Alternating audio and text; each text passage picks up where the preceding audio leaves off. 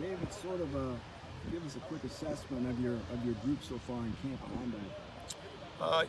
I'm excited. We came in with, obviously, you got two veterans and KD and Samisi, and then three other guys that have, played a little bit, but quite honestly, we needed to have them step up, and I feel like they have. OC has had a good camp so far. Jacob Wahlberg's had a good camp, and then Clyde Washington is really coming along. So it feels like, we're building some depth, and I can throw anybody in there almost at either spot.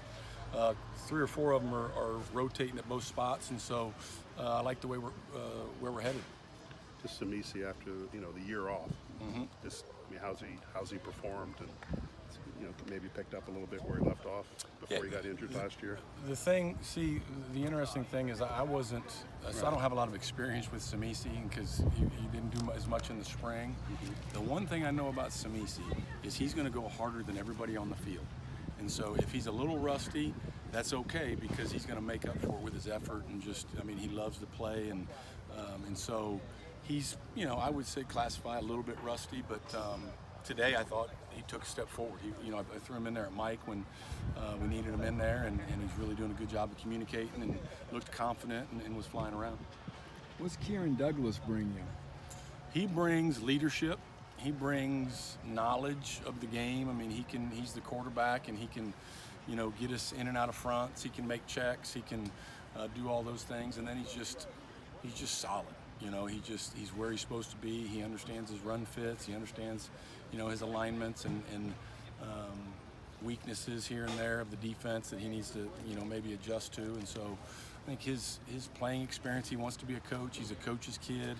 All those things come into play when you watch him, because you can just tell he knows where he's supposed to be. It's the benefit of having a 6-year guy and a 7th-year guy in your room. I've said it this offseason, it really is, it's kind of odd, those guys are so old that those young guys, sometimes it's like, I don't even know if they relate to them, they're so old. But no, they've been really good. They do a good job of, giving lessons to the younger guys, things they've learned over the years. And they're coachable, they want to learn. There's things that maybe we're doing a little bit differently. Those guys have had some different coaches over the last 3 or 4 years, so they've adapted to that well. They're very mature and really, really pleased with them. What can we expect from OC Brothers as far as his evolution goes this year? I like to think you'll see him making a lot of plays. He's shown up a lot here in camp so far. He's been running with the ones, and we're rotating guys in and out, and there's competition, and been pleased with his mindset. And he's that guy that's got a burst that can really run, and that you'd like to see made a big hit on 3rd and 1 today. That feel like if it was live, it would have been a stop. And so he's got some explosiveness that you like from that will linebacker. That I think people will, there'll be some ooh and ah plays, I think, from OC when it's all said and done. OC Brothers was a guy I feel like he really flashed last year after transferring into to this program on special teams. Does that in any way contribute, do you think, what he's able to produce so far? Anytime you play, it's experience. And that's what I keep telling these guys is I love the way we practice. I love the way Coach Brown, we got everything set up because we get a lot of walkthroughs, we get a lot of reps. And if they're really locked in and taking advantage of those things, then that experience, along with the playing experience on a special team of being out there underneath the lights, all those things factor into playing confident and not thinking while you're playing, and then you can use your athletic ability the way the way you're supposed to. What have you thought of the development of Jacob Wahlberg, and what type of role do you see him playing? I've been really, really happy with Jacob. He's really worked at it. He has. I think he's become more athletic. We've talked to him a lot about stretching and getting more flexible in his hips, and he's done that. You can see him, he's running better. He understands the defense much better. He makes calls, he's a very good communicator, and we're going to count on him to play some reps this year. So when the linebackers are at their best, they're doing what? Are they the leading tacklers of the defense? Are they? What is happening when the linebackers are? Well, we can't do anything without those guys in front of us, and we're very fortunate because we've got a great D-line coach and a really deep, set of defensive linemen, and so those guys will make plays up front. Branson Dean's going to make some tackles for loss, but if we are